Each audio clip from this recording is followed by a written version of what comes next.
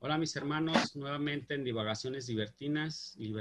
El día de hoy nos acompaña ni más ni menos que Elizabeth RH. Les voy a platicar un poquito acerca de ella. Nació en México hace casi 3 décadas. Es licenciada en Letras Hispánicas por la Universidad de Guadalajara y divide su tiempo entre sus clases como profesora de español como segunda lengua y administra RH Store, que es una tienda en línea online que su hermana y ella crearon para ofrecer productos diseñados por ambas.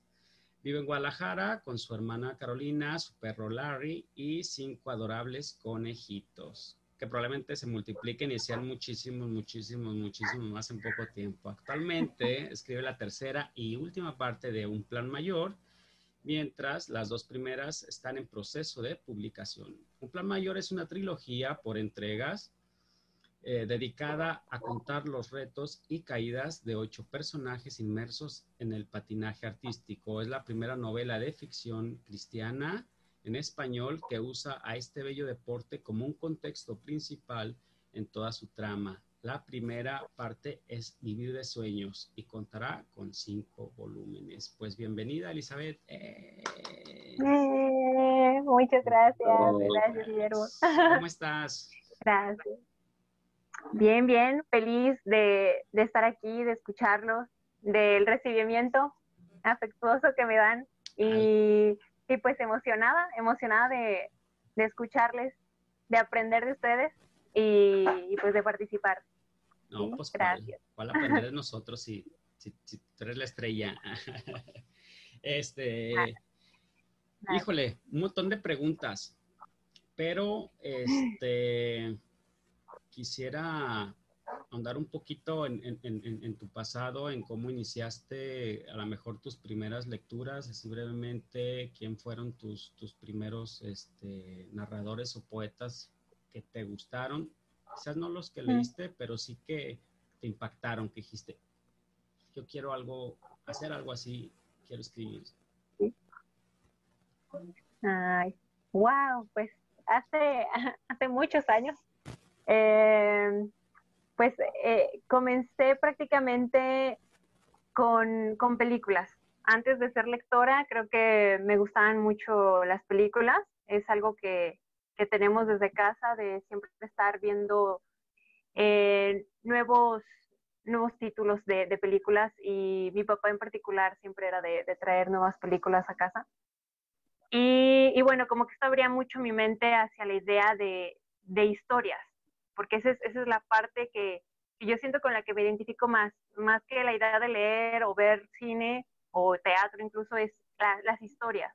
Me gusta que me cuenten historias, me gusta que me entretengan con una buena historia y creo que una película que me marcó y es muy conocida es Matilda. Y la película de Matilda creo que todos de pequeños vimos Matilda y la seguimos viendo y es una gran historia, que también es un libro, después me enteré de Roald Dahl. Y sí, es un gran libro también, pero bueno, o sea, la película de Matilda me llamó la atención, entre muchas cosas, por el hecho de la lectura. Y, o sea, a mí como niña me impactó mucho que una niña leyera tanto. Y, y bueno, esto ligado a la idea de, oh, tal vez Matilda tiene poderes porque lee mucho. Entonces, quiero leer para tener poderes también. Y esto como que me empezó a abrir también la idea de, a ver los libros, a ver lo que hay en casa con letras, vamos a leerlo. Entonces, esto abrió como, digamos, la puerta a los libros, a la idea de leer. Tiempo después, otra película, más adelante, me capturó ahora sí como de lleno a decir, ok, vamos a leer un género. Y cuando yo tenía 12 años, más o menos, salió la primera película de las Crónicas de Narnia. Y me impactó por muchas cosas también esta película, pero la idea de es un libro. Entonces, guardo con mucho afecto esta serie de libros de C.S. Lewis, porque fueron los primeros libros que yo decidí conscientemente, quiero leerlos y voy a ahorrar mi dinerito para comprarme cada libro y voy a comprar cada libro, ¿no?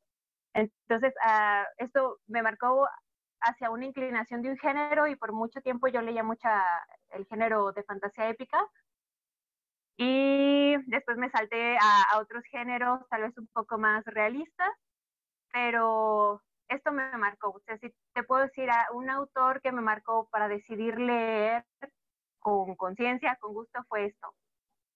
Y bueno, ya más adelante, ya estoy hablando de varios años más adelante, ingresé a la licenciatura en letras, donde obviamente pues hay que leer, pero ahora sí empiezas a romper como tus esquemas, ¿no? Porque yo siempre leía los géneros que me gustaban y en la carrera de letras empecé a leer cosas que tal vez no eran necesariamente de mi gusto, pero encontré una gran riqueza en cuanto a teoría literaria o narrativa, otra forma de contar historias y obviamente Oye, otros géneros como la poesía. un poquito Dime, dime. atrás, platícame cómo decidiste, más bien cómo descubriste que existía la carrera de letras y te animaste Mm, a decir, más, va, voy por ahí. más o menos, yo estaba creo que en tercer año de secundaria cuando empecé a investigar, ¿hay alguna carrera relacionada con leer? Y más que nada con escribir, porque a mí ya empezaba como a llamarme la atención la idea de escribir mis propias historias. Entonces, me acuerdo que mi hermana, que la mencionaste ahorita en la semblanza, ella siempre ha estado como muy unida a mí y viceversa. Y ella ya estaba en la universidad en ese tiempo y le dije, oye, ¿tú no sabes si hay alguna carrera que tenga que ver con libros, con escribir? Y nos pusimos a investigar. Y sí, salió de pronto ahí una carrera llamada letras. Yo en ese tiempo, si te soy sincera, yo leí el currículum de la licenciatura y yo no entendía nada. O sea, yo decía, esto no, teoría literaria, metodología de la investigación. Yo decía, ¿eso qué? Que obviamente inmediatamente dije, no, esto no es para mí. Y yo seguí como inclinada a mi otra opción, que era veterinaria. Y o sea, antes de ser aficionada a las letras, mi gran amor siempre fueron los animales. Y yo, veterinaria, veterinaria, veterinaria. Y justamente en la preparatoria, uh, la FIL tiene algo que se llama FIL Joven y organiza junto con el SEMS, que es pues, el Sistema de Educación Media Superior que incluye todas las preparatorias de Jalisco. Se organiza algo que se llama, déjame acuerdo, no son los lectores presentarios, es otra cosa. Jóvenes que escriben, necesito recordar el nombre, se me fue ahorita de plano el nombre, pero es un concurso que la FIL organiza cada año con el SEMS y es precisamente para que los prepos escriban ya sea cuento, ya sea poesía y también incluyó algo que se llama cartas al autor y es para, ellos eligen un título de algún escritor, los chicos lo leen y le escriben una carta ya sea al autor o a alguno de los personajes y pues ya de ahí se eligen a los 5 ganadores, ¿no? Entonces, en los 3 años de prepa yo participé en este concurso en la categoría de cuento y me acuerdo que la segunda vez que participé quedé como finalista y como que esto empezó a abrir sospechas en mi cerebro de, ok, tal vez esta sea una opción a considerar, porque me seguía llamando mucho la atención la idea de escribir, la idea de hacer historias. Y el último año, pues yo volví a participar y yo tengo que relacionar inevitablemente mi fe con esto, porque yo me acuerdo que le hablaba a Dios sobre esto. Yo le decía, ok, Dios, si tú crees que tengo futuro en esto y que no me voy a morir de hambre, como dicen muchos por ahí, porque siempre me decían eso, es que esa carrera te mueres de hambre. Y yo, ok, entonces, ¿qué hago? ¿Veterinaria o morirme de hambre, no?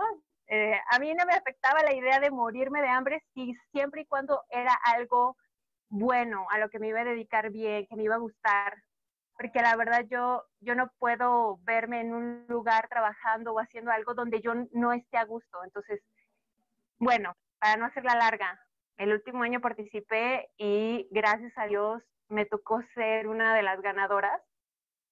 Entonces, yo recibí esto como una señal, soy franca, lo recibí como una señal de sí, dale a letras, busca este lugar, se busca las letras y bueno, hice mi trámite a la licenciatura y quedé en letras, ¿no? Entonces, A partir de ahí, obviamente, muchas cosas que yo ni tenía idea sobre literatura o sobre lingüística, pues cambiaron, porque mi idea de letras era que en la carrera de letras todos vamos a escribir nuestras novelas, nuestros poemas, y luego la primera semana los profesores te dan la verdad y dicen, no, letras no es para ser escritores, así que no sé qué están haciendo aquí, esta carrera es para otra cosa.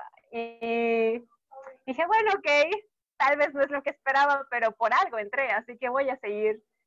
Y no fue lo que esperaba, fue mucho mejor de lo que esperaba, porque todo el aprendizaje obtenido como lectora, pero como una lectora más crítica, puedo decir que ahora lo puedo aplicar a lo que escribo.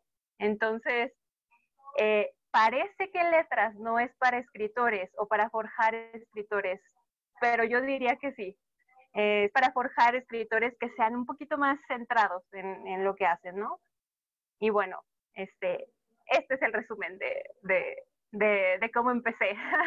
Excelente. Oye, y entonces, ¿cuándo tienes la inquietud para escribir? ¿Cuándo te decides a hacer en la secundaria? ¿Empezaste a hacer tus primeros pininos? Pues fíjate que eso estaba pensando el otro día, porque de pronto ya ves de esas memorias que se te quedan rezagadas y de pronto te llegan así como, oye, pasó esto en tu infancia y ni te acordabas. Me estaba acordando que en la primaria nos dejaron hacer un cuento como de ciencia ficción. Y insisto otra vez con el tema de, a mí lo que me enganchó más que nada es la idea de hacer historias.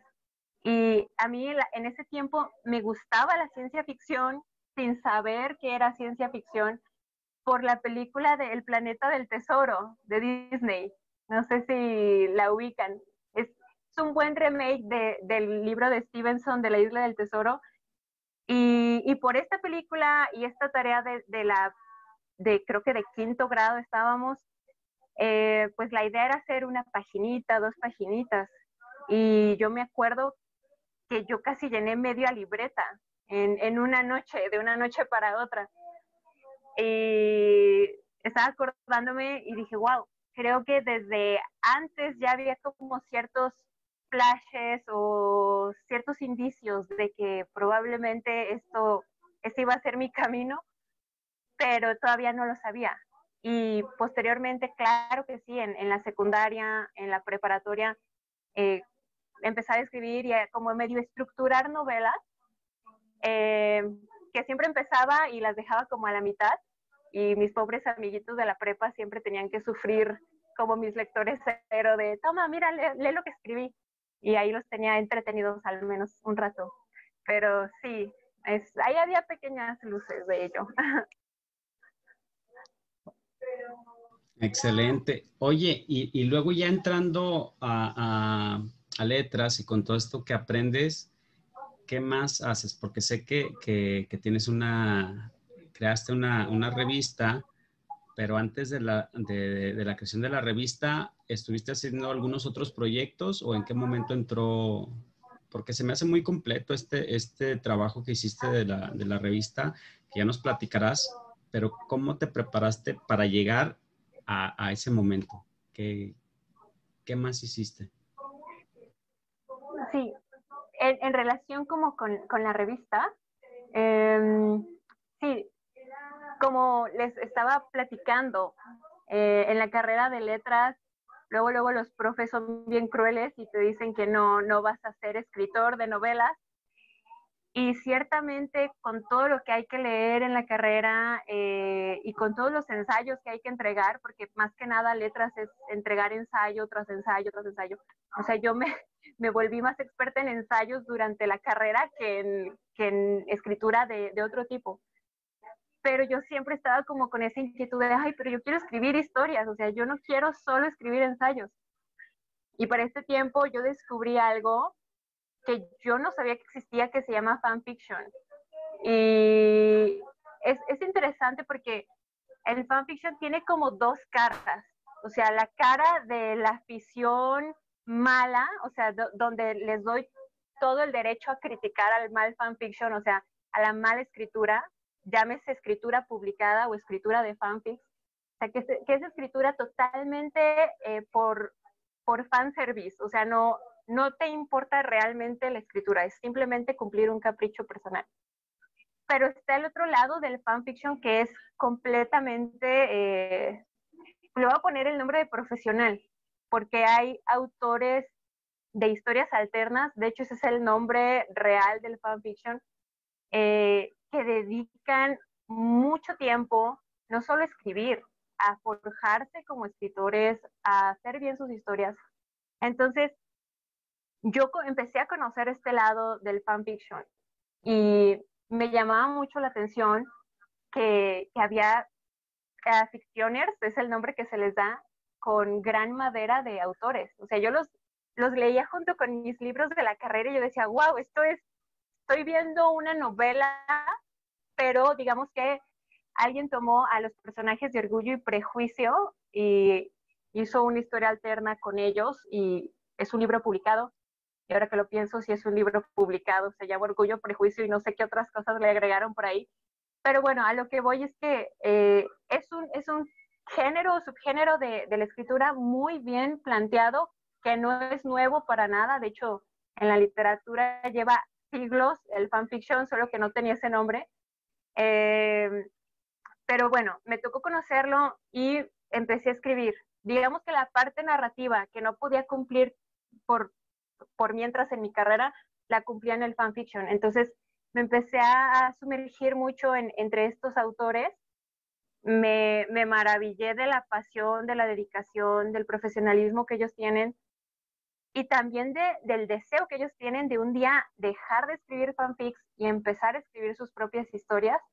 Entonces prácticamente el fanfiction para muchos de ellos era como el parteaguas o el cáliz para empezar a luego escribir sus historias. Y conozco a muchos fictioners que empezaron como fictioners y ahora son autores publicados profesionalmente. Wow. Oye, ¿y cómo topaste a este género o a este subgénero cómo te diste cuenta que existía? Buena pregunta. Tengo que hacer como mucho retroceso y pensar cuál fue el primer fanfic que yo leí. Tal vez en la secundaria de pronto había un foro, no sé si se acuerdan que antes de Facebook y todo esto, todo eran foros de no sé qué, y había chats y wow, súper viejo, pero también muy entretenido, se armaban cosas muy interesantes. Y había un foro eran diferentes fandoms, es el nombre que se le pone a los, no sé cómo decirle, pero a los pequeños reinos de cada historia, ¿no? Puede ser películas, puede ser de libros, puede ser de mangas, y era un foro de muchos fandoms, y a mí en ese tiempo, como buena adolescente que fui, a mí me gustaba en ese tiempo el anime, y creo que por ahí leí algún fanfic de Yu-Gi-Oh, no lo sé, y como que de ahí vino la idea, ok, existen estas cosas. Más adelante en la prepa y después ya en la universidad, volví a encontrarme con un fanfic, pero era muy bueno. Y yo decía, o sea, no entiendo cómo esto está en un foro gratuito, o sea, debería estar en un libro publicado y yo lo compro, está muy bueno. Y entonces creo que en ese tiempo leí algo de Senseiya, no sé si ubican Los Caballeros del Zodiaco y todo esto, y era una muy buena historia de los caballeros principales que, o sea, era tan buena que sujetos de la serie original que a mí me desagradaban completamente, me agradaban en la historia alterna, en el fic. Entonces, a partir de ahí dije, ok, es interesante y empecé a involucrarme más. Publiqué una historia ahí que yo dije, bueno, si tiene un lectorcillo por ahí que le llame la atención, chido, si no, bueno, lo que quiero es escribir, lo que quiero es estar entrenando la pluma, no dejarla guardada. Y pues al final de cuentas sí tuve varios lectores que les gustó lo que escribí y eso empezó a seguir sumergiéndome, ¿no? En este mundo del fanfiction. Y de ahí nació después la idea de hacer una revista para todos estos fictioners, para todas las personas que se dedican a este género. Y bueno, de ahí nació una revista que se llama Yo Fictioner y que duramos más o menos como 3 años, con 4 números. Los números eran semestrales porque teníamos que hacer una larga convocatoria para reunir todas las historias y poderlas compilar, poderlas corregir. Buscamos luego ilustradores que ilustraran directamente la historia tal cual. O sea, llegamos a un punto de ser una revista muy de fans, muy amateur, a ser ya algo publicado así.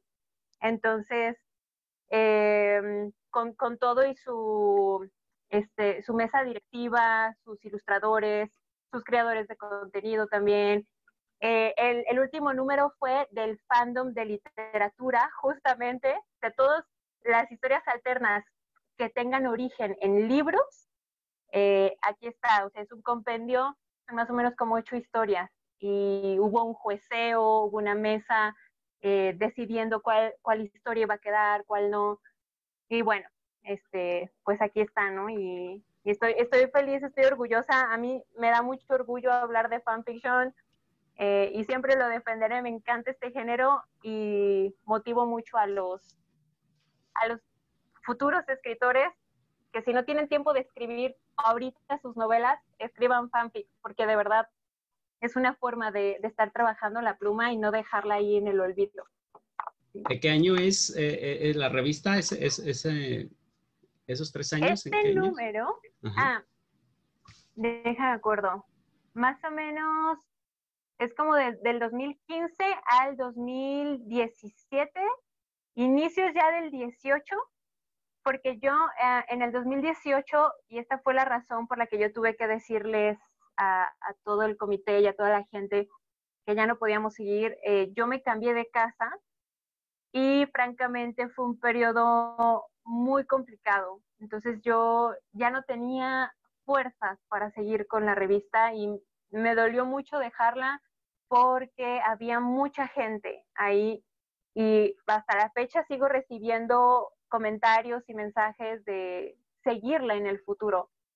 Y no me cierro la idea porque, insisto, o sea, para mí es parte de mi propia carrera como autora, y si Dios quiere y más adelante y el tiempo, sí volvería con mucho gusto a hacerla, por todos estos autores que dedican tanto tiempo a escribir y no les pagan.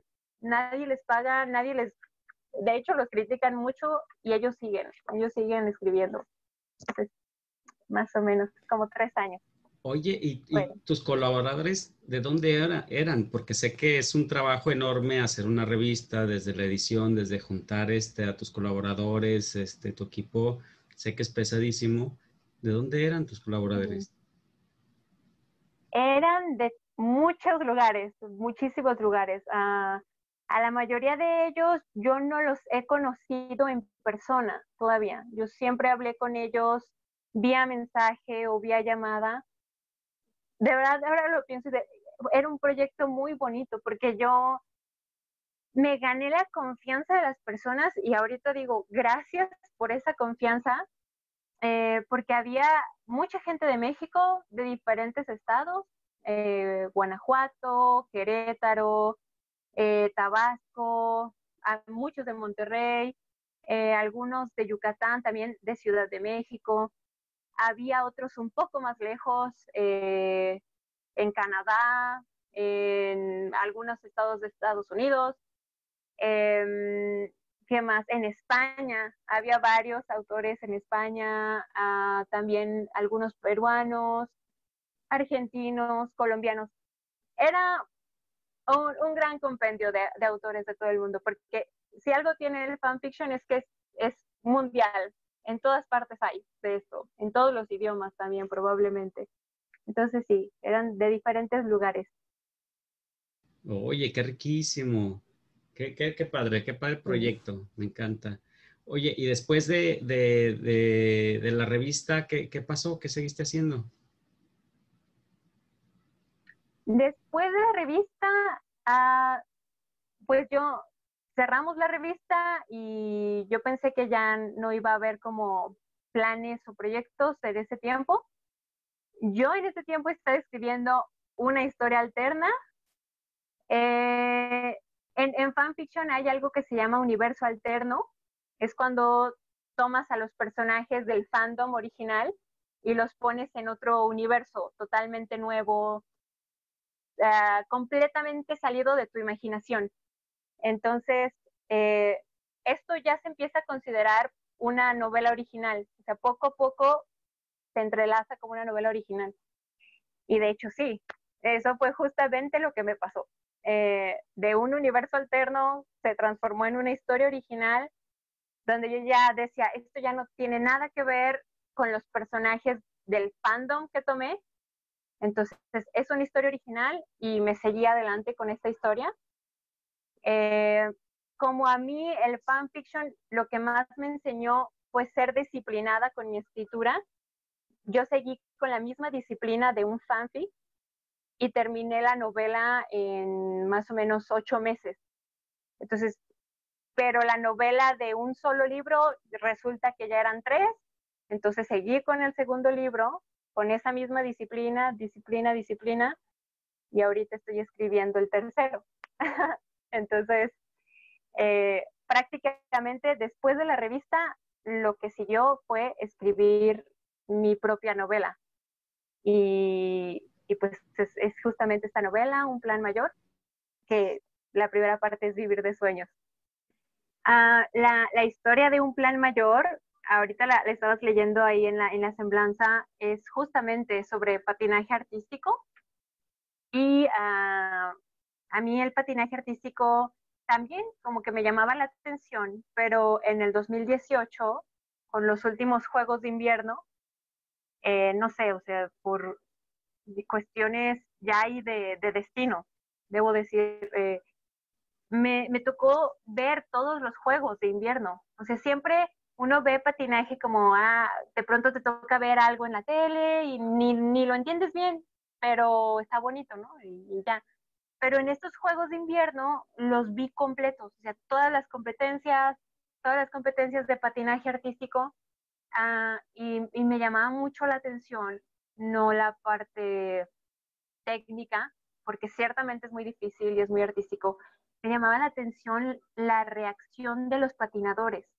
Ellos tienen, al final de sus rutinas, tienen algo que se llama Kiss and Cry, y es cuando ellos reciben su puntaje y van a ver aquí la barrita de cuánto sacaron y si van a quedar en primero o qué va a pasar, ¿no? Entonces este momento es crucial porque ahí van a ver si los últimos 4 años valieron la pena o no. Entonces, realmente el nombre es justo eso, es un kiss and cry, porque hay reacciones desde, ganamos, hasta que se sueltan a llorar y decir, no lo hicimos, y bueno, cambia totalmente tu perspectiva sobre un deporte y el patinaje. Y más que nada, la idea de ver a los patinadores en su rutina, cuando hacen un salto o un elemento más complejo, tienden a caer por la dificultad. O sea, es muy difícil, hacen un salto y se caen al hielo. Y en ese momento yo pensaba, en esta idea como medio filosófica de las caídas, que generan vergüenza, generan dolor. Y usualmente lo primero que quieres es quedarte ahí, no levantarte. Y ellos se levantan como si tuvieran un resorte en los pies, en automático. Y a mí esto me impactaba porque en ese momento yo sentía que estaba en un momento de mi vida donde estaba caída y ya no me podía levantar por más que tratara, ya no podía cambiar las cosas que me pasaban. Y esta imagen me exhortó mucho a no rendirme, a seguir. Entonces empezó en mi cabeza la idea, ok, un patinador tiene la tenacidad y la costumbre de levantarse en el hielo porque es parte de su rutina y es parte de su trabajo. Pero ¿podrá hacer esto en su vida diaria? O sea, en sus caídas del día a día, ¿podrá levantarse de esta forma? Y de ahí surgió un personaje que es de hecho el primero de la historia y está, ahorita en este momento está caído, o sea, y ya no se pudo levantar ni del hielo ni de su vida. Y bueno, de ahí surgieron más personajes y con sus diversas vivencias y experiencias, edades, nacionalidades. Pero esta es la pregunta crucial. ¿Todos los que caen se levantan? Entonces, de ahí empezó. O sea, todo empezó por un pequeño gusto, una visión de patinaje, y de ahí hacia adelante, prácticamente. Ahora entiendo. Leí la primera parte y ahora entiendo ese personaje. Excelente. Oye, y otra pregunta, ¿por qué Suiza y por qué Alemania? Muy bien. Ay, qué buenas preguntas, bueno, en el patinaje artístico hay una tendencia más europea, de deportistas europeos, pues por la idea más que nada del hielo, ¿no? En Latinoamérica tenemos muy poco hielo, solo hasta el sur, muy en el sur tienen poquito hielo, pero no es realmente la misma idea. Entonces Suiza es un lugar donde prácticamente hay nieve en todo el invierno y todo está congelado todo el invierno y los Alpes, ¿no? Y bueno, realmente esto es interesante porque Suiza ha tenido buenos patinadores y de hecho el patinador que es el primero, Irving Schmidt, está basado un poco en el estilo de otro patinador real que se llama Stefan Lambiel y él es suizo. Entonces, si tú lo ves, es un gran patinador. Él ganó plata en unos Juegos Olímpicos en el 2004, creo, en Vancouver. Y es un gran patinador. Y yo decía, Stefan Lambiel me encanta, es suizo. Yo quiero que Irving Schmidt sea suizo. Pero también por otra serie de implicaciones, porque Alemania y Suiza tienen mucha relación no solo por el idioma, sino por la historia que los ha ligado desde hace muchos años. Y pareciera que Suiza es la pequeña alcoba para guardar escobas y cosas sucias de Alemania. Entonces, Suiza se tiende a ver como un pueblo muy pintoresco y muy bonito, pero en realidad tiene cosas un poco oscuras y tristes de ser siempre considerado el país menor de toda Germania. Entonces, Irving Schmidt tiene doble nacionalidad, de hecho, él es alemán por parte de su papá y él es suizo por parte de su mamá. Y esto es importante porque va a destacar los dos lados de él como personaje.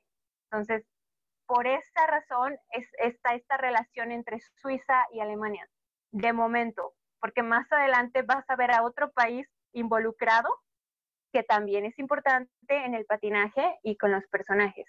¿Sí? Pero creo que podría responder un poco a la pregunta con esto. ¿Sí?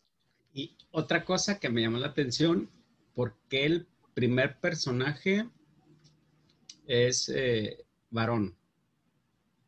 Supongo que, bueno, no quiero adelantarme a mucho la historia, pero me llamó mucho la atención que fuera varón y me gustó cómo lo realizaste. Me gustó mucho el personaje.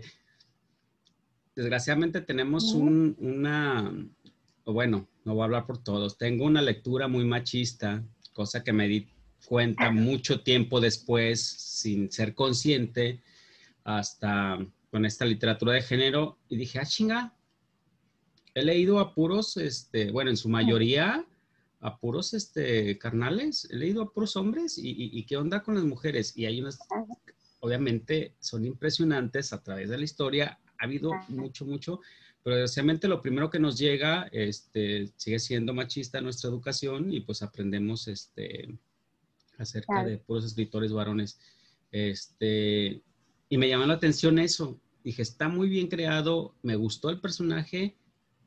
Platícanos, ¿por qué el primero es yo esperaba que fuera una reina, una princesa y patinando? ¿Por qué varón? Claro, claro, ¿no? Es interesante. En realidad, tal vez adelantándote un poco y no es en sí un spoiler, porque también se ve venir, ¿no? En la sinopsis, hay mujeres más adelante. Entonces, realmente sí hay como un balance entre hombres y mujeres, sí vas a ver como un balance. Empecé con un varón porque justamente ahorita mencionaste como esta mayoría de varones en algo, en este caso en la literatura. Y en el patinaje artístico es lo mismo. Realmente los patinadores varones son los que tienen mayor peso en el patinaje.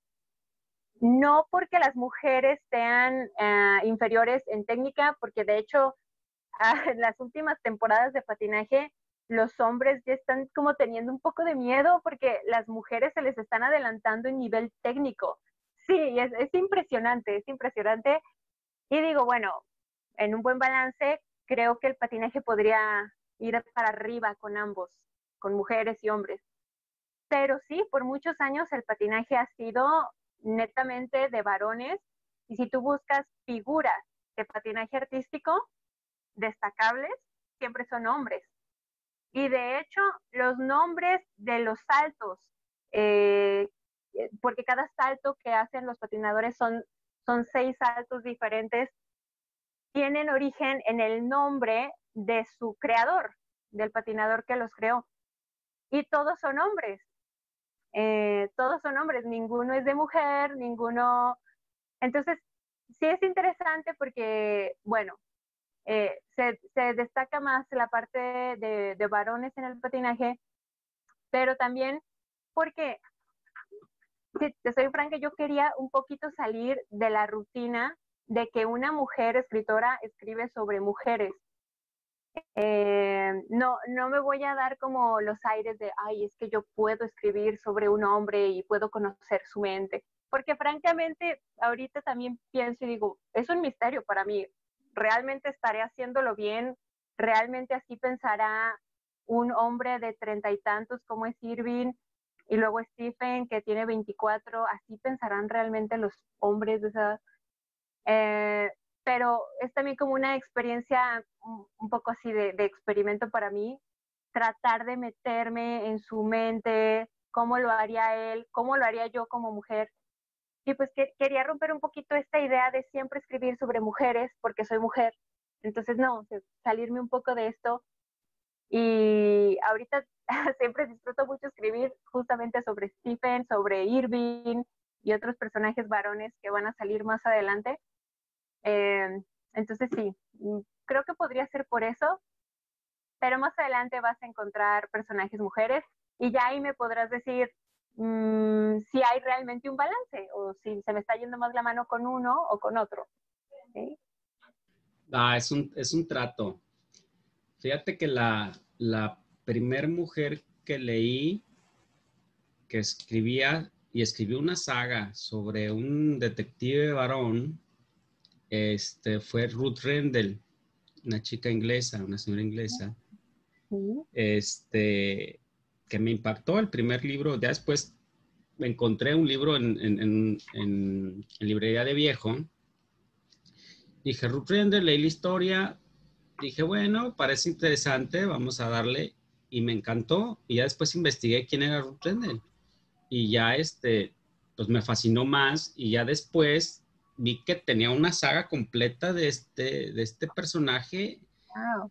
Y me encantó porque digo, no sé si estoy cayendo otra vez al machismo que estamos tratando o estoy tratando de emanciparme de todo esto que me resulta casi imposible, pero bueno, el cuate hacía muchas cosas que solo un hombre hace y que platica entre compas, que platica entre hermanos. Okay, okay. Reacciones que tiene ante su esposa que no le dice, pero que las interioriza, Ajá. este, se le junta, digo, no voy a hablar acerca de este personaje, pero se le juntan cuestiones emocionales entre el trabajo, entre la familia, su esposa y entre la familia, sus hijos, que ya están con otra pareja. Entonces, estas tres Oh, cosas, me ya, encantó leerlas sabiendo que es una mujer quien está escribiendo esto y digo, claro, no es de risa, pero yo me cagaba de risa con esas situaciones claro. y cuando estaba leyendo tu primer capítulo, me acordé mucho de ella y dije, y esto me está gustando, esto pinta para algo muy, muy interesante y muy bueno. Sammy, bienvenido. Gracias. Saludos, saludos, Liz. Sammy, saludos. Gracias. Pues Sammy, adelante. Gracias.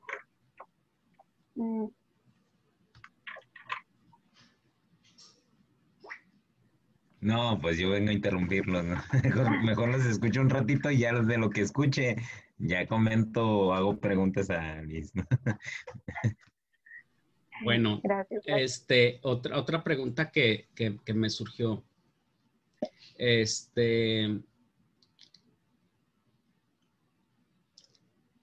Hablaba sobre una novela cristiana. ¿Cómo mezclas, cómo introduces esta idea? No me imagino, por lo menos el primer capítulo, no me imagino cómo va la idea. ¿Nos podrías platicar un poquito? Sí, claro. Bueno, hablando ahorita de otro género más de literatura, porque ya hablamos del fanfiction como un subgénero no aceptado todavía, pero ahí está. La ficción cristiana tiene bastante poco de haber sido compilada, digamos, como tal, como un género y empezar, más que nada esto es por burocracia editorial. O sea, las editoriales ven un tema y dicen, oh, mira, se puede vender, vamos a decir que es un género y arrojarlo al mundo para que sea vendible, ¿no? Sea más fácil acceder a él. Entonces esto empezó más o menos como en los 80, en Estados Unidos principalmente. Pero la ficción cristiana ha estado en los libros y en la literatura desde siempre, porque el tema de la fe y de Dios y el hombre y este contraste de qué relación tenemos con algún Dios, si existe quién es Dios y qué tengo que ver yo con él, siempre ha estado en la literatura, siempre ha estado este tema y no necesitó jamás que se le pusiera un nombre de ficción cristiana, ¿no? Entonces, por ejemplo, para mí una de las grandes evidencias de esto es el libro de Los Miserables, de Víctor Hugo. Entonces, si tú ahorita tuvieras a Víctor Hugo vivo y una editorial leyera su manuscrito, le dirían, oye, Víctor Hugo, ¿y por qué no hacemos ficción cristiana con tu novela? Porque a fin de cuentas es un hombre que está enojado y resentido con el mundo, pero en medio de una decisión crucial, él tiene que ponerse a pensar, ¿sigo con rencor toda mi vida o acepto el perdón que Dios me da y sigo mi vida de esta forma nueva? Entonces, eso es ficción cristiana. Antes no existía ese género y por eso ahorita Los Miserables es un clásico de la literatura, pero eso es ficción cristiana, porque todas las decisiones en adelante que vemos de Jean Valjean son en base a este punto crucial. Y si tú lo quitas, la historia no tiene sentido. Entonces, si hemos leído ya todos Víctor Hugo, o mínimo conocemos la película o el musical, que también son muy buenos, podemos darnos cuenta, el tema de la fe, el tema del hombre o la mujer y Dios, se va desenvolviendo de forma paulatina, ¿sí? No se trata de que alguien le arroje así como una Biblia y, hey, mira, tengo que hablarte de quién es Jesús, ¿no? No, o sea, es más allá de eso, es todavía más profundo, que de hecho el verdadero evangelio es más allá de simplemente arrojarte un bibliazo y hacer proselitismo, es más que eso, es entrar en quiénes somos nosotros y de dónde venimos y a dónde vamos. Entonces, hablando de Víctor Hugo, hablando de otros autores, uno de mis autores favoritos es Dostoyevsky y hace exactamente lo mismo con sus personajes. Así vas a encontrar a los personajes de Vivir de Sueño. O sea, va a haber puntos cruciales donde se hable de muchos temas, pero en algún momento también van a hablar de este tema. ¿Quién soy yo? ¿Quién es Dios? Y si tiene relación conmigo, y algunos personajes van a optar por tal vez entrar en esta meditación o en este camino y otros van a decir, no, a mí no me interesa, yo sigo adelante. y como Dostoyevsky y como Víctor Hugo lo hacen, más allá de como evangelizarte, lo que ellos quieren es mostrarte qué pasa en ambos casos, cómo viven ambos personajes y dejar al lector como tú tómalo, tú decides, tú ve qué pasa, ¿no? Entonces, ahorita en el capítulo 1 de Vivir de Sueños es apenas la introducción y es apenas conocer un poco al personaje, pero poco a poco vamos a empezar a ver cómo se desarrollan, porque todo tiene que ver, recordando, con las caídas, ¿sí? Dentro y fuera del hielo. Entonces, algunos personajes se van a levantar con los mismos métodos que siempre han usado, sus propias fuerzas, su motivación personal, el tener a otros apoyándolos, que son, digamos, métodos válidos, pero otros personajes tal vez van a optar por una mirada de fe y vamos a ver cómo funcionan ellos, porque hay de todos, hay desde creyentes que han estado en un legalismo de creencia tan cerrado que terminaron como hartos de este legalismo y van a tener que romperlo para ver quién es realmente Dios. Y hay otros que están empezando desde cero en este tema de la fe. Entonces, es mi invitación siempre de la idea de ficción cristiana es más allá de simplemente decirte, mira, es la Biblia, sí, es más la meditación de realmente quiénes son estos personajes, qué los llevó a caer, qué los llevó a levantarse y seguir adelante con ellos.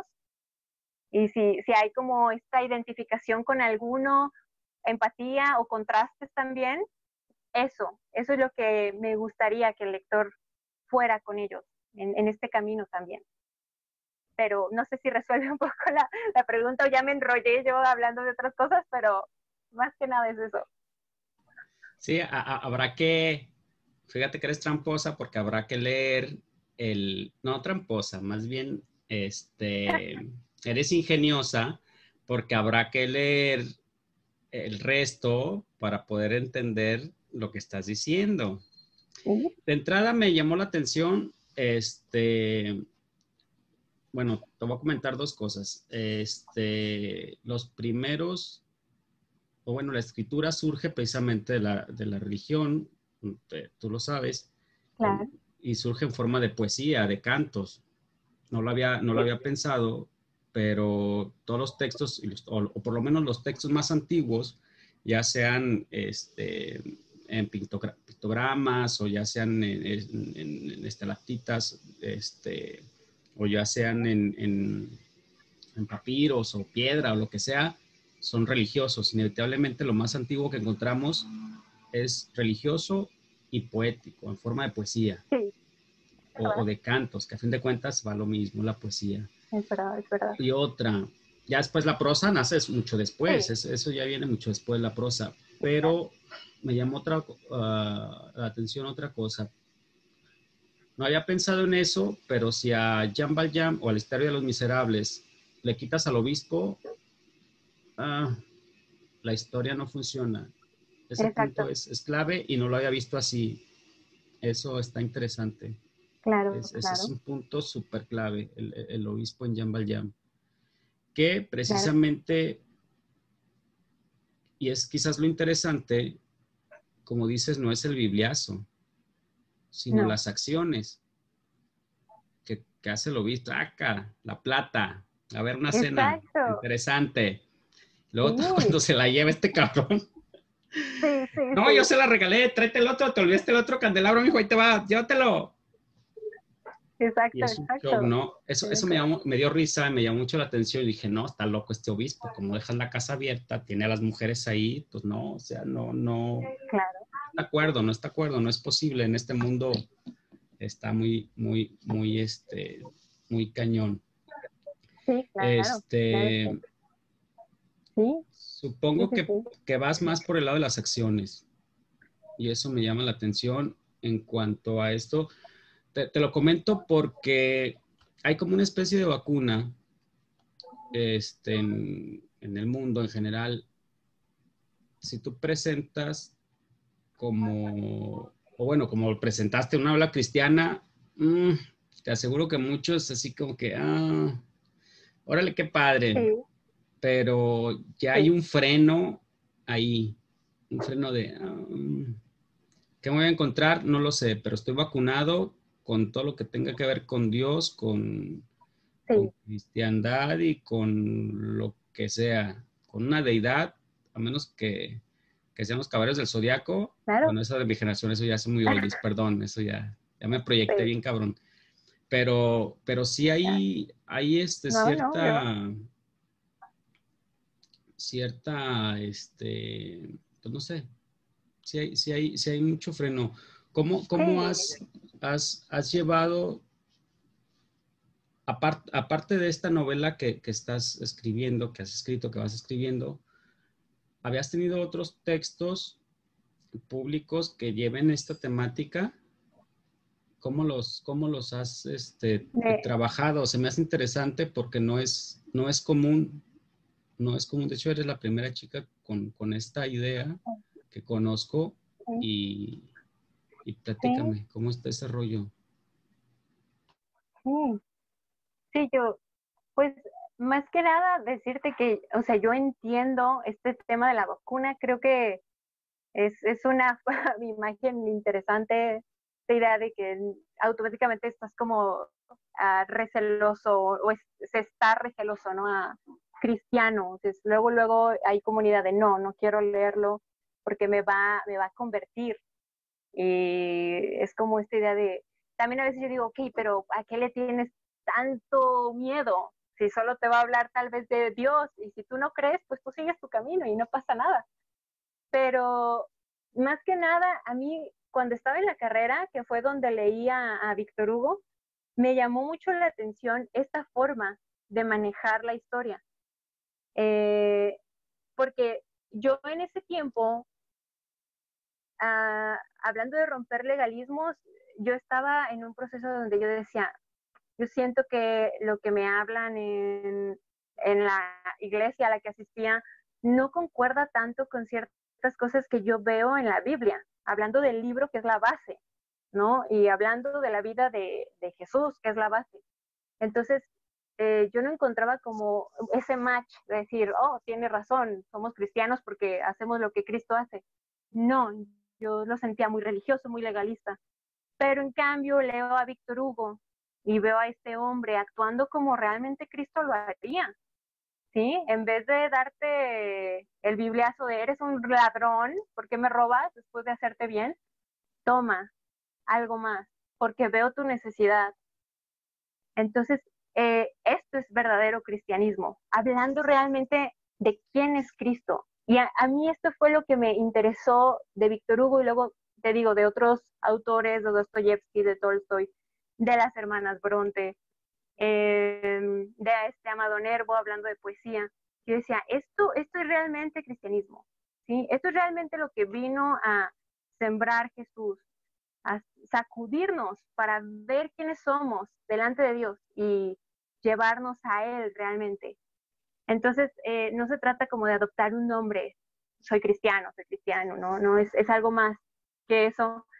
Y yo lo puse en la sinopsis de la historia, más que nada porque yo no quería que luego las personas empezaran a sentirse como engañadas de, oye, está hablando de Dios, ay, de pronto está hablando sobre la Biblia y hay un personaje que a lo mejor lee la Biblia. Y entonces yo dije, no quiero que se sientan como engañados de que yo no les avisé, porque de antemano yo les avisé que iba a haber este tema. Entonces, eh, es la realidad. Si tú decides, oh, no lo quiero leer porque tiene este tema, es muy respetable, adelante, lo entiendo. Yo también me reservo el derecho de no leer ciertos libros, tal vez con cierto, no tanto el género, pero sí como este ranking de lectura de para qué tipo de lectores es, ¿no? Pero también, si alguien decide leerlo, pues que tal vez se encuentre con algo diferente. Y si te soy sincera, todo el tiempo yo estoy pensando, ah, ojalá que un plan mayor pueda ser una novela como Los Miserables, no en el sentido de que se convierta en un clásico literario, ¿no? Porque, o sea, Víctor Hugo, pues mis respetos, pero más que nada en eso, que la gente pueda llegar a esta conclusión de, oye, sin el obispo esta historia no sigue, sin la acción del obispo esta historia no sigue. Entonces quiere decir que el cristianismo no es que Jean Valjean vaya a la iglesia todos los domingos, es que Jean Valjean encuentra en el perdón de Dios algo nuevo en su vida. Eso es cristianismo. Entonces, ojalá que pueda ser así, vivir de sueños, porque de ninguna manera es la intención de que vas a encontrar puros personajes que van a la iglesia todos los domingos, que las mujeres siempre se visten con falda larga y todos los personajes, ninguno dice groserías. De hecho, el personaje de Stephen es muy grosero. Y vas a ver tú por qué. Es muy grosero en todo sentido y eso es lo que quiero, transmitir realidad. Entonces, bueno, no sé si esto también como que ayude a resolver un poco, pero más que nada yo puse esto de ficción cristiana porque quería aclarar ese punto y que luego no me vinieran, ay, me engañaste, me engatusaste. No, no. Tú ya sabías lo que ibas a leer. Si en algún momento no te sientes a gusto, porque me lo han dicho lectores, como que no me sentía tan a gusto, pero seguí leyendo y me gustó seguir leyendo. Genial, qué bueno que te arriesgaste. Si otro lector dice, no, yo no quiero, también, no hay problema, está bien, agradezco la oportunidad. Entonces sí, más que nada es eso, Guillermo, no quiero hacer proselitismo, no quiero dar bibliazos, porque estoy cansada de los bibliazos, te lo digo como una cristiana que ha dejado de ver a la figura de Jesús y a la persona de Jesús como una imagen o una estampa. Entonces, ojalá que pueda hacer algo más y que mínimo a lo mejor la parte de los sueños, porque también la historia se llama Vivir de Sueños, también toque algo, ¿no? Impulsarte, seguir adelante con tus objetivos. Si alguien se siente como decaído, que no puede hacer algo, pues que vea a los personajes que también están algunos en el suelo y pueda estar en el suelo con ellos y tal vez se pueda levantar con ellos. Ojalá que sí. Así que bueno, pues vamos a ver qué pasa. ¿Qué bragas? No, No, dale, no, dale, no, Samuel. dale. No, es que ahorita con todo lo que dices y con lo que está pasando en las Olimpiadas, que nos volvemos otra vez al mundo del deporte, a ver personas con mucha presión, Claro, tanto de ellos mismos como de sus propios entrenadores, su nación. Y, por ejemplo, el caso de la chica estadounidense que se quebró y mejor decidió abandonar la competencia, pues todo el mundo está pensando en diferentes opciones de lo que pasó, ¿no? Y me gusta que tu temática, por ejemplo, yo sé que no es tanto enfocada al 100% a resolver los problemas de los deportistas, pero cuando tú ves este fenómeno, todos empiezan a pensar en la psicología, en el rollo de la presión, pero casi nunca se mete el tema de la fe o de qué hay ahí detrás de eso, ¿no? Entonces, creo que para mí se me hace muy valioso desde la comunidad de fe que profesas y que yo también profeso, pues es súper valioso, ¿no? Porque tú y yo conocemos los recursos que hay en las editoriales cristianas y como tú mismo mencionas, se mueven por el dinero.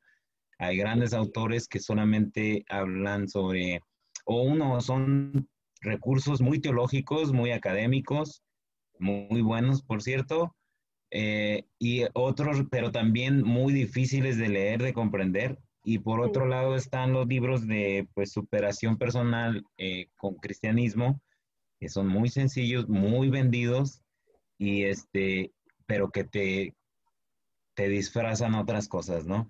Entonces, para mí se me hace muy valioso tu ejercicio y tu también atrevimiento a poder lanzarlo, no solamente porque si fuera una editorial cristiana, no tendrías que ponerle ficción cristiana, ¿no? O claro. sea, realmente tú quieres hacer un texto que quieres escribir para quien quiera leerlo, sea cristiano o no, sea para la comunidad cristiana o no.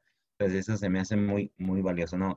Y también enfrentar esa parte que tú ya misma lo sabes, o sea, hay demasiada gente que nomás oye hablar de algo cristiano, ajá. Sí, claro.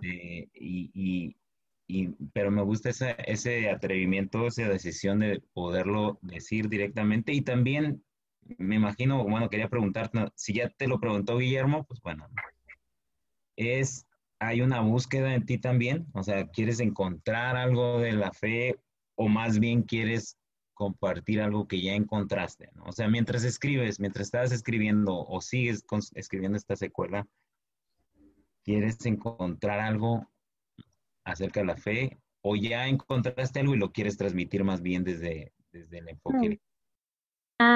Aproveché ahorita el corte para traer algunos libros que me parecen de ficción cristiana. Algunos no lo son oficialmente, pero en su contexto lo son. Y aquí está Los Hermanos Karamazov de Dostoyevsky, obviamente Los Miserables, ahorita lo mencioné, ahí está, de Víctor Hugo, y otro más por el bagaje que tiene sobre el respeto a como lo que Dios establece, y es Jane Eyre, de esta Charlotte Brontë. Y bueno, el libro es mucho más rico en este tema que cualquier otra película, pero bueno, es uno de los libros que considero que pueden ser ficción cristiana si los publicaran actualmente a los autores. Y ahorita comentándoles ya de la ficción cristiana como género, hay una autora que se llama Francine Rivers, y ella es de hecho ahorita la gran autora de ficción cristiana, pero puedo decirles que la mayoría de sus libros son justamente lo que les comento de Víctor Hugo, en esa idea, ¿sí? No del bibliazo o la estampa, sino algo más rico que eso. Este libro, El último devorador de pecados, es un poco sobre la parte histórica de los colonos en la parte de que ahorita es Estados Unidos, y las tradiciones que tenían un poco célticas.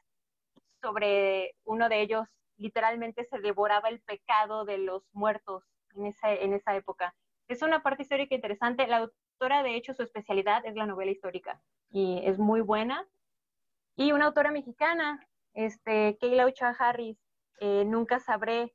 Este libro, el contexto es totalmente mexicano, sobre acontecimientos en Michoacán y las tradiciones en un pueblito bonito que se llama Tlalpujahua, creo.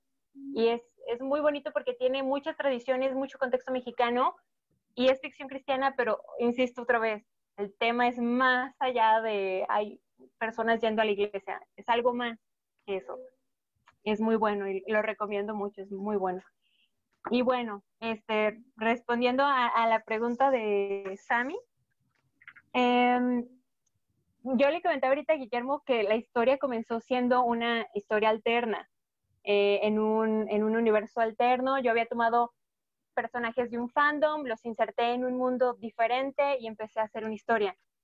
Me di cuenta que la historia ya era algo más propio, más original, justamente cuando empezamos a entrar a temas más sobre lo interno, sobre la fe, sobre la parte psicológica también de los personajes. En ese tiempo, por cuestiones que me estaban pasando junto con mi hermana, nosotras dejamos de asistir a una congregación o a una iglesia en esa época, unos meses antes. Entonces nos sentíamos rechazadas completamente por el cristianismo estándar, ¿no? Porque no íbamos a una iglesia, no teníamos muchos amigos cristianos, entonces estábamos como aisladas, y había cierto escepticismo también de mi parte todavía en cuanto a la forma de vivir mi fe. Entonces, estoy segura que eso se refleja en el libro, al menos en la primera parte, que es Vivir de Sueños. Los personajes están como dudando si realmente Dios está con ellos, o tal vez Dios no tiene nada que ver con sus sueños y los han engañado todo el tiempo, o tal vez Dios solo se interesa en cosas de la iglesia y no se interesa en un patinador. Entonces, en el libro hay mucho de esto. En la primera parte de Vivir de Sueños también hay mucha como decepción acerca de cómo se están llevando las cosas en cuanto a la fe actualmente.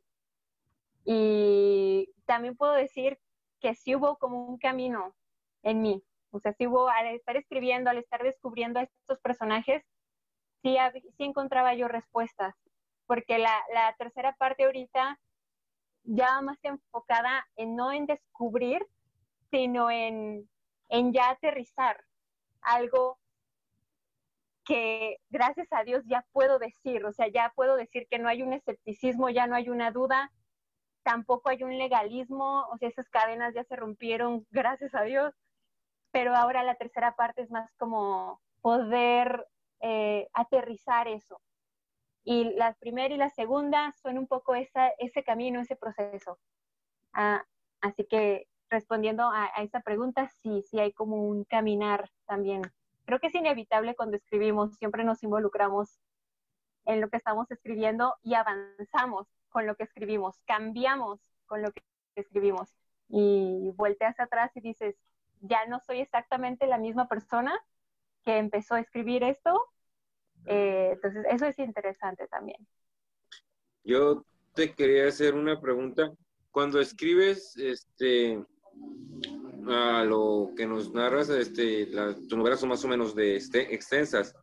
¿Sí te pasa que cuando empiezas a escribir o escribes algún capítulo, traes alguna idea en específico, dices como que va a ir por aquí, pero cuando retomas la novela, quieres volver a escribir, ya traes otras ideas y otro chip en la mente? ¿Qué tanto trabajo te cuesta a ti la cohesión de la novela? Porque si es un texto ya largo, es más difícil manejar estos aspectos técnicos, pues. Sí. Siempre antes de iniciar a escribir, yo tengo una estructura, estructuro muy claramente qué va a pasar en la cuestión cronológica, así casi mes a mes, y también en la cuestión de capítulos. Entonces, tengo como dos tipos de estructura y después, cada vez que me siento a escribir un capítulo, el fanfiction me enseñó a que si yo empiezo un capítulo el lunes, a más tardar el miércoles tengo que terminarlo. O sea, tiene que quedar ya terminado.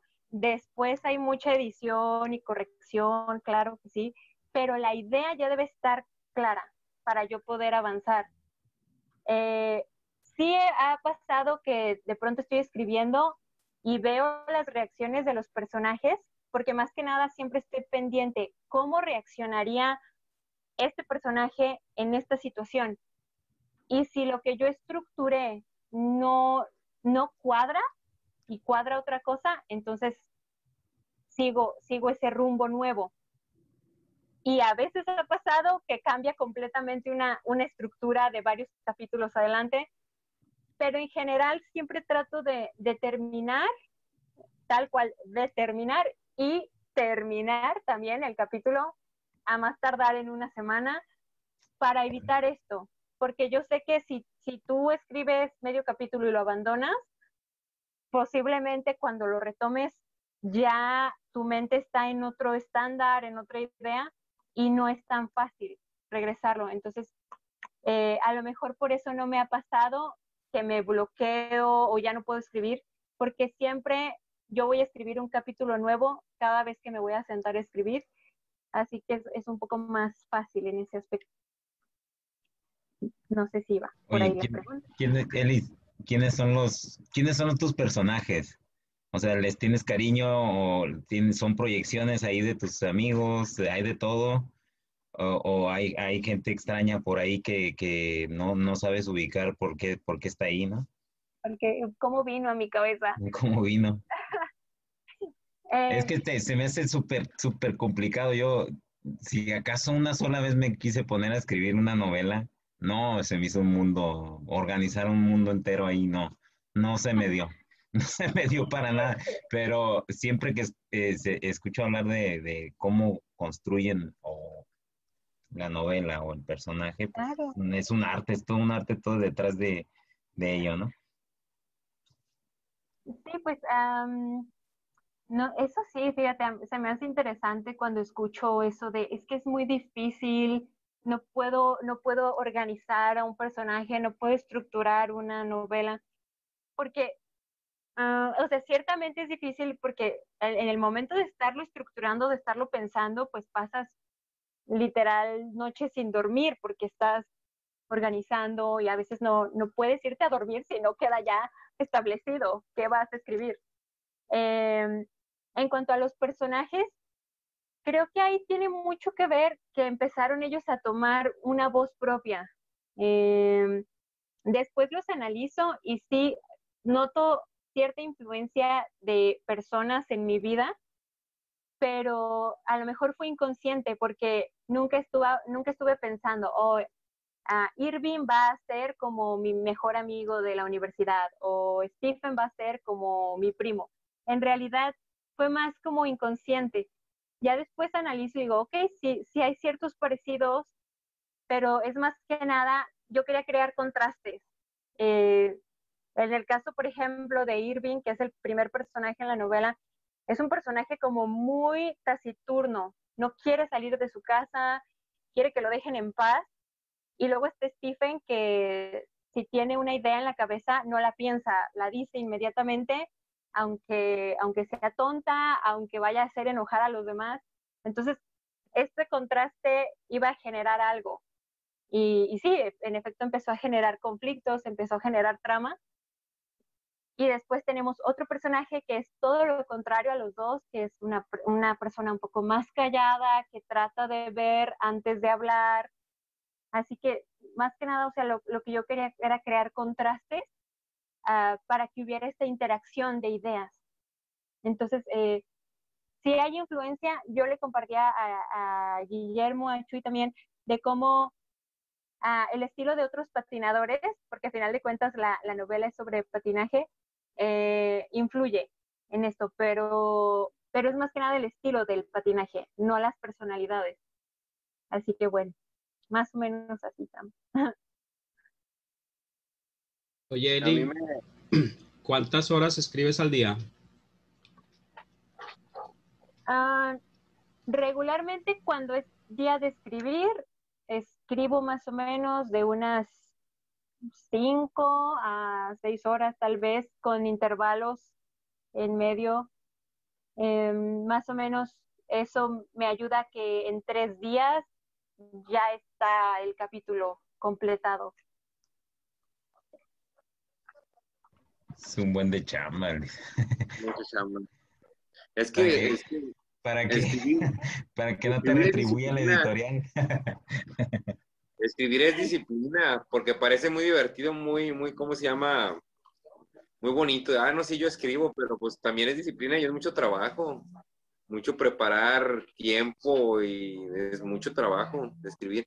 Te iba a comentar de que hay historias muy fuertes en el mundo del patinaje. Recuerdo la de Tonya Hart, que atacó Claro. a una de las compañeras. De hecho, yo la conocí a ella en un programa que es como de los videos más tontos del mundo, no sé. Ahí la conocí. Pero ella fue a la cárcel por daguera, ¿no? Porque hacía muchas dagas. Una de ellas fue lastimar a una competidora de patinaje para Sí, poderle ganar. Y creo que al claro. final de cuentas no le salió, pero sí el marido acabó en la cárcel y sí unas historias medias pues, fuertes, ¿no? Sí, En el mundo del patinaje que pareciera todo muy bonito, muy estético, muy Walt Disney, pero resulta que no, es bastante tétrico el mundo del patinaje, a lo que se puede ver, claro. pues. Sí, no, claro. De hecho, esta mujer, yo pienso que le dio la vuelta al mundo al patinaje justamente porque todos tenían esa expectativa como del patinaje y el juego limpio. Y después salió una película muy buena con esta Margot Robbie y como que queda un poco la idea de que tal vez esta Tonya Hardy no lo planeó, sino que fue víctima de las circunstancias de su novio y otro sujeto. Y también de víctima del sistema, porque a ella no la querían por ser demasiado fuerte en su patinaje. Ahorita Guillermo comentaba del machismo y así, y ciertamente el tiempo de Tonya Hardy, una patinadora mujer, no podía hacer un triple axel, es un salto muy complicado y hasta ese momento solo lo hacían hombres. Y Tonya Hardy me parece que fue la primera mujer en hacer un triple axel y eso fue como la bateada a todo el sistema y Tonya Harding no era como la típica patinadora muy femenina y muy, así muy delicada, era como fuerte. Y entonces muchos dicen que le jugaron chueco, o sea, no la dejaban ganar, no la dejaban ir a representar a Estados Unidos porque querían siempre a Nancy Kerrigan, que es esta patinadora que mencionas de las piernas, porque Nancy Kerrigan sí era el estándar, ella era con su forma delicada y muy etérea y todo el rollo. Entonces empezó a surgir una historia mediática de que es que Tonya siempre le tuvo envidia y por eso la mandó batear literalmente con un bate en las piernas. Eh, y bueno, al final, más años después, se descubre que tal vez no fue así. Pero vetaron de por vida a Tonya Harding. Ella ni siquiera puede ser coach, no puede hacer nada, no puede acercarse al patinaje. Y, sí, y es como injusto porque pues ella no hizo nada. Pero bueno, o sea, bien dices, atrás de la pista de hielo hay historias de personas y que también es algo que a mí me llamaba mucho la atención del patinaje cuando lo empecé a ver. Una cosa es lo que te muestran los patinadores en la pista y ya cuando empiezas a googlearlos, a stalkearlos, te das cuenta de cosas que dices, ay, no te pases, o sea, ¿qué clase de persona estamos aplaudiendo en un podio? Si supiéramos cómo es en realidad, ¿lo haríamos todavía? Y es Entonces, que, sí, de repente son personas con pasados muy turbios, ¿no? Así, cosas muy escalofriantes que llegan a ser. Pero el deporte de patinaje, yo hubo un tiempo que lo seguía.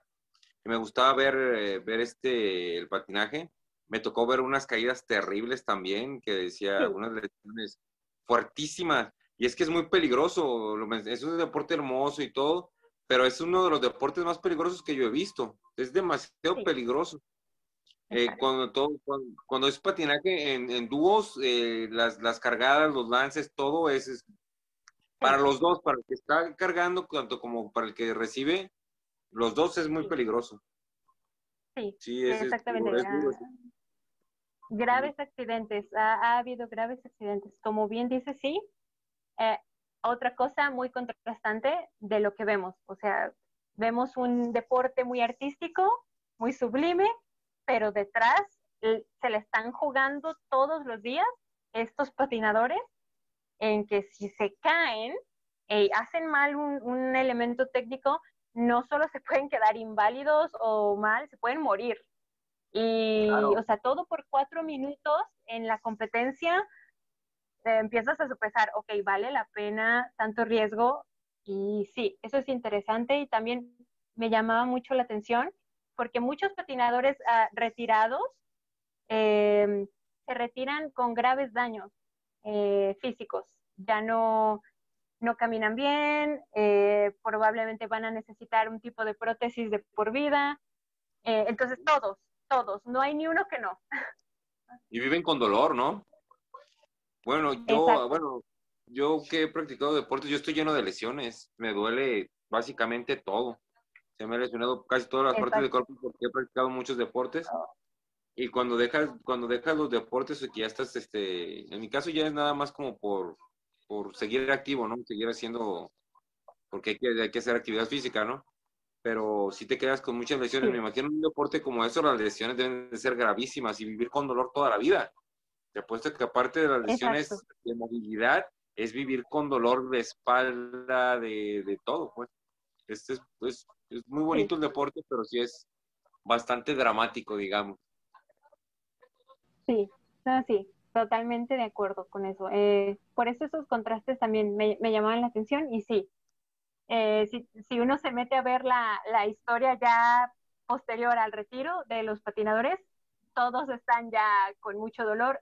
Siguen siendo a lo mejor coaches o coreógrafos, pero ya los ves con otra postura en sus cuerpos. Así que sí, los afecta de por vida. Y bueno, esta pregunta, ¿vale la pena tanto riesgo por esto? Bueno, para algunos sí, y creo que eso es lo respetable de seguir un sueño también, que te la estás jugando en todo sentido, ¿no? Oye, Eli, volviendo al lado creativo, ¿cuánto tiempo le dedicas a la investigación para la novela?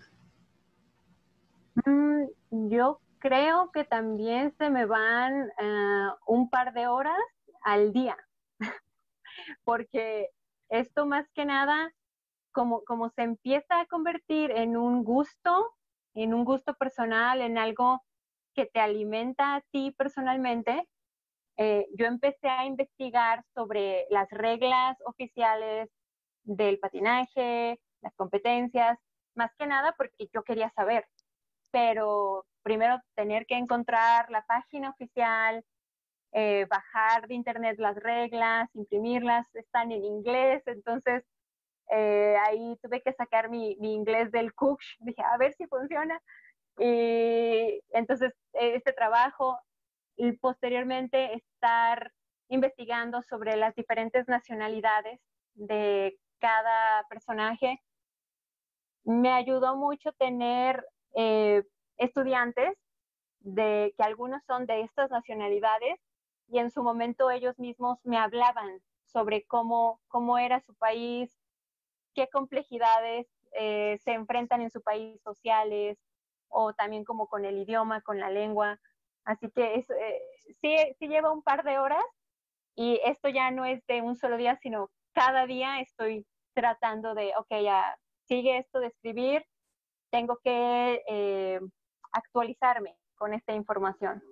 Así que sí lleva un poco de tiempo al día. Sí, te comentaba por los detalles del tipo de ciudades, el clima de repente, Sí.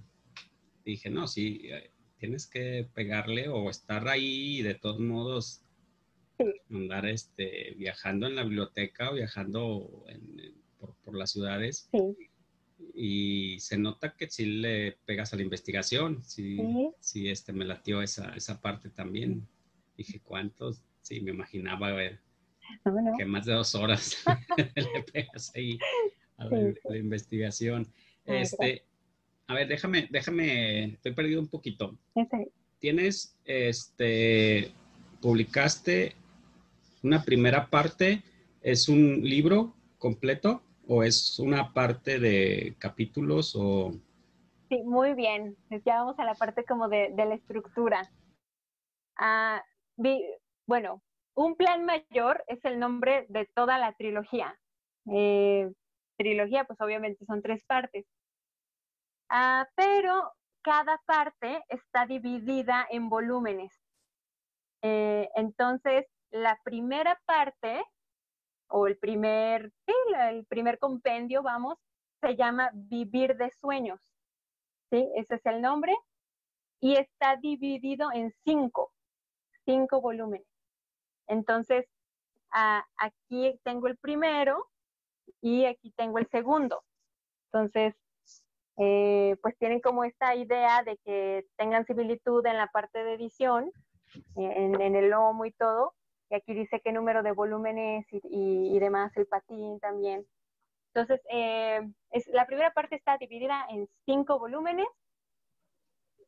Ya posteriormente iré anunciando cuántos volúmenes tendrá la segunda parte y cuántos volúmenes la tercera parte. Entonces, es una estructura medio rara. A esto se le conoce como novela por entregas. Y otra vez culpo a los autores que me gustan porque así publicaban en su momento. Y yo siempre tuve el sueño, ay, yo quisiera publicar así algún día. Y aparte que el fanfiction me malacostumbró un poco a publicar capítulo a capítulo, capítulo a capítulo, y esta idea de hacerlo paulatino, poco a poco. Así que sí, es una estructura un poco extraña y si tienen preguntas sobre eso, estoy abierta a platicar y demás porque sí, es medio raro. Me disculpo por eso. No, está excelente. Y con todo respeto, Eli, qué chingón. A ver, tienes o sea, ya están publicados estas 2 partes. Sí.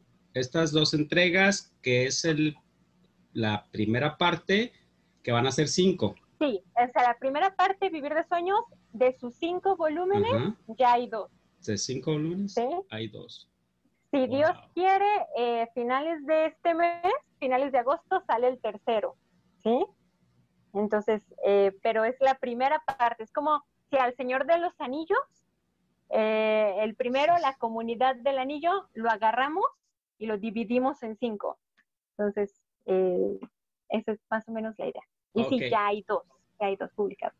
Excelente. ¿Y en cuál estás trabajando ahorita? O sea, ya va a salir el tercero, pero ya en cuál estás trabajando. Me imagino que vas más aventajada o vas en el tercero. No, ya voy mucho más para adelante.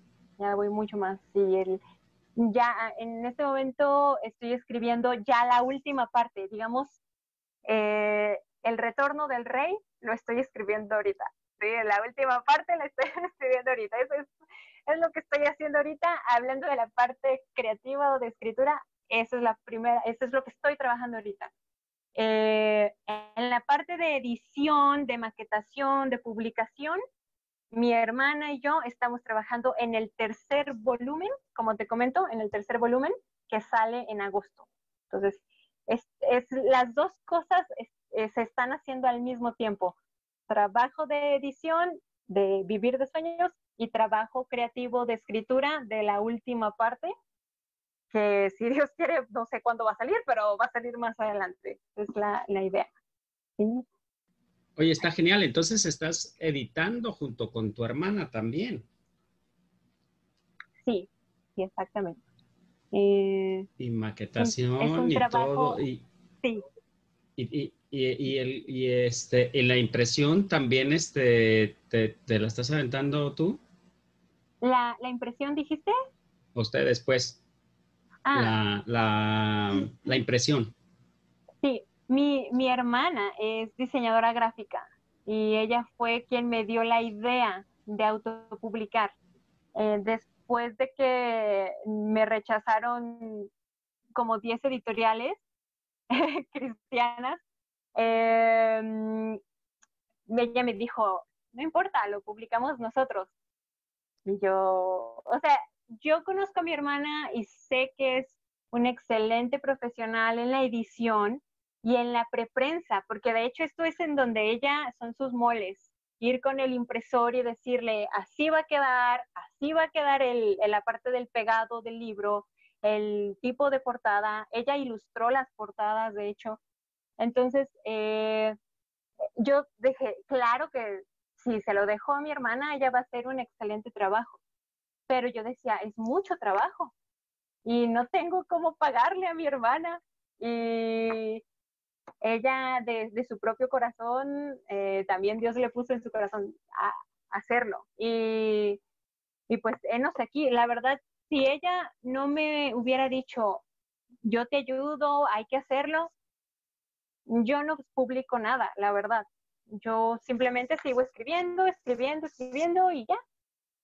Pero ella fue la que me dijo, hay que publicarlo, y incluso ella hizo la primera portada y me dijo, aquí está el primer volumen. Entonces dije, bueno, vamos, ¿por qué no? Excelente. ¿Dónde? Eli, perdón, qué increíble que con un título de ficción cristiana y las editoriales cristianas no te las quisieran publicar, ¿no? Sí, está increíble. Sí, No, y mucho menos te la va a publicar otra editorial que se dedica a publicar otro género, ¿no?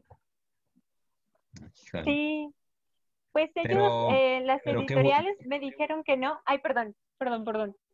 No, o sea, adelante, yo te interrumpí. No, simplemente comentar la razón del rechazo. Yo pienso que es porque no existe la ficción cristiana en México, no es un tema común. Vamos, tú ya sabes, Sammy, que lamentablemente como cristianos se lee muy poca narrativa, se lee muy poca poesía, siempre son compendios, como bien dijiste, de teología o autoayuda. Entonces, las editoriales en español a las que yo envié el manuscrito, me dijeron que no, porque ellos no publicaban narrativa. Esa fue su razón, de hecho. Y pues bueno, ya que le hacemos, ¿no? Y la editorial de este libro que les enseñé, de esta autora, es una editorial estadounidense, y ella dijo que no, porque ya tenían suficientes autores, entonces no podían dedicarle tiempo a uno nuevo. Y pues bueno, se entiende también, ¿no? Pero sí, ah, lo bueno de esto es que cuando autopublicas, te puedes dar como el gusto de que salga el libro como tú quieres que salga, como lo tienes en tu mente. Así que bueno, no fue tan malo después de todo. Sí, pero es muchísimo trabajo, ¿no? Yo que publiqué un pequeño plaquetcito y que también junto con mi esposa lo pulimos y tú me ayudaste de hecho a la corrección de estilo, pero no, hombre, fue un dolor de cabeza ese, pero sí tienes la idea de que yo tenía la idea de que quería hacer algo muy rústico en la portada y pues Sí, lo puedes llevar, incluso lo imprimes y le dices, no, no, así no lo quería, reimprímelo y de otra vez. Pero ahora sí, sí. yo creo que le agarra uno más cariño a esas publicaciones porque van con Sí, sufrimiento también, ¿no? sí, con todo el sufrimiento. Sí, yo creo que también la parte de la revista, que era lo que hablábamos un poquito antes sobre la revista Yo Fictioner, fue también como un preámbulo a la parte de maquetación y de edición, porque ya habíamos hecho trabajo de maquetación con la revista, entonces hacerlo ahora con una novela no era tan diferente, ya había como un entrenamiento ahí, entonces otra cosa que agradezco de la revista fue justamente el fanfiction, de verdad que forjó un entrenamiento en todo sentido, en la parte de escribir, en la parte de la disciplina y en la parte de editar y maquetar. Así que bueno, sí, así quedó ahora. ¿Dónde lo conseguimos? ¿Cómo lo conseguimos? Lo pueden conseguir en Amazon, si ponen Vivir de Sueños, volumen 1 o Vivir de Sueños 1, ahí está. Actualmente en Amazon de México está solo el ebook.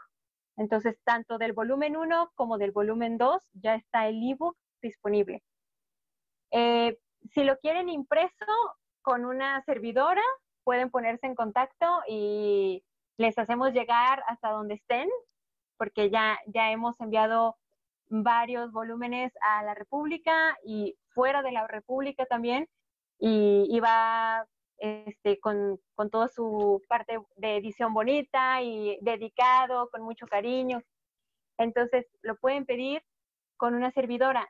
Está la opción de pedirlo en Amazon impreso, pero desde Amazon de Estados Unidos, el amazon.com. Yo no sugiero a los que son de México que lo pidan aquí en Amazon porque el envío es muy caro. Entonces van a pagar mucho más de envío que del libro. Esta opción la dejamos precisamente para lectores afuera de México. Pero para México, aquí con una servidora, cuando quieran, están disponibles. ¿Cuál es el correo o cómo se comunica la banda contigo para pedir el libro? ¿Cuál es tu correo? Me imagino. Pues la banda con mucho gusto se puede comunicar conmigo en mi página web, en elisabethrh.com.mx, también en mis redes sociales, tanto Instagram como Facebook, estoy como @elisabethrh.autora, y con un mensaje a cualquier hora, como casi yo no duermo, también estoy disponible a altas horas de la madrugada. Así que sí, en redes sociales y también en mi página web, ahí estoy disponible. De hecho, ahí está, pueden encontrar la pestaña de la novela y también hacer clic para saber dónde pedir. Así que ahí, cuando quieran. Pues muchas gracias, Eli. Un placer haber platicado contigo. Mis hermanos, algo en que quieran comentar, preguntar, dudas, quejas, sugerencias.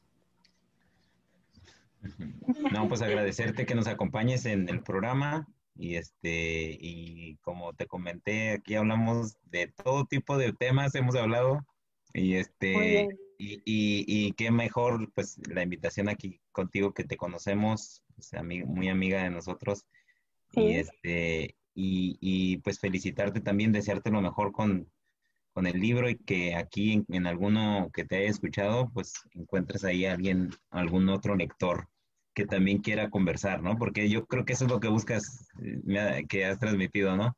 Que quieres escuchar reacciones también, dialogar acerca de lo que les deja el texto y sí, pues ojalá que sí se pueda seguir dando esa retro. claro, claro que sí, no. Muchas gracias por la invitación. Para mí fue, de verdad me la pasé muy bien, no sentí el tiempo, perdón por si de pronto me alargaba mucho en algunas cosas, pero me emociona mucho escuchar diferentes perspectivas, diferentes opiniones y sí, más que nada eso es lo que me gusta, que la gente me diga qué le parece la idea, incluso si no han leído el libro, es el simple hecho de por qué patinaje, por qué ficción cristiana y Mm. hablar de eso. Entonces sí, muchas gracias por este tiempo a los tres y pues a los que se unan después para ver. Pues muchísimas gracias, Eli. Un placer conocerte y me gustó una charla muy amena y muy interesante todo lo que planteas. Y como tú dices, no por el hecho de ser de ser literatura cristiana, tiene que ser como que te agarren a bibliazos, El, sino que claro, como tú, me latió mucho eso que comentas tú de que tú buscas la realidad, ¿no? O sea, buscas algo que se vea más real, no nada más hablar la historia moralizante ni nada. O sea, a mí me pareció excelente. sí, Y pues un muchas gustazo. gracias. Gracias, no, gracias por este tiempo y gracias por la mención de Tonya Hardy. Fue muy puntual, ¿eh? Y cuidado con los deportes, porque sí es peligroso, ¿eh? Muy Claro que bien. sí. Pues hágala, Michuy. Pues esto fue una emisión más de Divagaciones Divertidas. Nos vemos cuando nos veamos, no antes ni después. Es la tercera parte, la última parte, y al mismo tiempo que se trabaja con la edición de los volúmenes. Entonces, es una estructura media rara, y yo les ponía el ejemplo del Señor de los Anillos, porque creo que es lo que más hemos leído todos o tenemos más idea, pero es como si dividiéramos cada tomo del Señor de los Anillos en volúmenes, pero siguen siendo tres partes. Entonces, no es que sean diferentes partes y cada volumen es una parte diferente, no. Es simplemente esta idea como de desmembrar más al volumen, porque si lo publicara todo junto, quedaría como un libro así muy gigante. Y de por sí, siento que en México nos dan miedo los volúmenes grandes. Entonces dije, no, no es buena idea lanzar un volumen muy grande como autora primeriza, digamos, no me van a leer, me van a sacar la vuelta porque no van a confiar en que sea un buen libro. Entonces dije, tengo ¿Cuántas, que enganchar. cuántas páginas tiene el primer volumen? ¿O de cuántas páginas lo dejaste? El primer volumen son como unas 300 páginas. Y el Pero seg- toma en cuenta que son pequeñas. Es un volumen pequeño. Entonces, el segundo, más o menos igual, como unas por ahí va. 320, más o menos, sí. Sí es, la idea es que queden visualmente iguales, que tú los veas y digas, ah, no hay tanta diferencia. Órale. Sí. Oye, Pero no eh, sé, dime. este, mm, yo no he leído este, los del, los del closet, los de Narnia. Las de, Vi las de una Narnia. película, vi una película en el cine, no sé ni cuál vi, este, Yo creo que sí las he visto todas, de Narnia las he visto todas. Los libros no los he leído, pero pero las salía películas sí. al final un león que resucita. Y dije, me suena Mm, al león Sí, de es la tribu como de la Judá. resurrección de... Te iba a preguntar, mm. ¿tiene que ver con esta idea o que tú traes? ¿O esto lo del león? O no? Eso ya fue rollo mío. o sea, que si la figura del león sí es realmente simbología del león de Judá. ¿Es tu pregunta esa? Sí. Sí, de hecho Lewis, él como autor de épica fantástica y como experto en materia de literatura medieval, él quería escribir algo que pudiera representar los símbolos del cristianismo de una forma que fueran más accesibles a los niños, porque era lo mismo que estábamos comentando hace rato, o sea, la parte esquemática de la institución religiosa estaba siendo tan inaccesible el tema que pues ya parecía algo hermético, o sea, que nadie podía acercarse, nadie podía entenderlo. Y Lewis pensó justamente en el primer libro que publicó de las Crónicas de Narnia fue justamente este de León que dices, que muere y después resucita. Y esa era más que nada la intención, poder crear más acceso a esto. Y curiosamente, los que mejor lo cachaban eran los niños. Los adultos se les iban, no entendían. Entonces, quiere decir que hizo un buen trabajo con eso. Sí. Entonces, sí, son muy buenos sus libros. Ok. Habrá que leerlos. Sí, yo lo vi en el cine y dije, como que algo, era un niño todavía, obviamente, es cierto, pero me latió eso. Pues muchas gracias, Eli. ¿Tú querías comentar algo, perdón? No, de lo que hablaron hace rato sí era un poco lo de Narnia, sí es como de la resurrección. La escena esta en la que revive Aslo es como de la resurrección. Pero nada más es, ajá. Sí, ahí es, sí es una, es lo mismo, es no, sí, pues es una manera de representarlo, pues no con el león. Pero sí es interesante. De hecho, Narnia tiene muchas referencias muy buenas. O sea, es la película que yo vi, está llena de mensajes muy interesantes, ¿no? Digo que es que yo siento que no puedes ver tú en código de esto es cristiano, esto es judío, esto es, por decir, el cine de Woody Allen, hasta donde yo entendí, Woody Allen creo que es judío, entonces es un buen cine, más allá de religiones o etiquetas, ¿no? Tú ves las cosas, analízalas, disfrútalas y vámonos, ¿no? ¿Para qué limitarse a yo solo veo esto o aquello? Yo sí lo veo. No, sí. De hecho, también Tolkien tiene figuras literarias basadas en el cristianismo. ¿Quién, perdón? Él las manejó, Tolkien. Tolkien también. Las manejó un poco diferente, de modo que se ven un poco más, como más sutiles. Pero sí, él también lo hizo. Tolkien y Lewis pues eran muy amigos, compartían muchas aficiones. Sus libros no narrativos, que son un poco más sobre reflexiones de fe, reflexiones filosóficas, son muy interesantes. Y C.S. Lewis tiene muchos, que la mayoría eran conferencias de radio y después se volvieron las transcribieron. Y son muy buenas, son muy buenas. De hecho, eso es lo que me gusta de Tolkien. Su fundamento de fe era sobre llevar la fe a lo real, no encasillarse en ideas, en esquemas, sino ser realmente lo que crees en la vida real. Y sí, muy recomendable. Y los libros de Narnia son muy buenos. Yo he querido hacer como un club de lectura de estos libros, leer uno al mes, reunirnos, platicar, hablar de diferentes figuras, no solo figuras bíblicas, sino también en general de la épica, porque hay muchas, como ya lo mencionaron. Y entonces estaría chido porque retroalimenta a uno en la interpretación. Si les gustan las sagas, creo que Narnia es muy buena. Tolkien tiene una saga de ciencia ficción también, así que podemos leer mucho de él.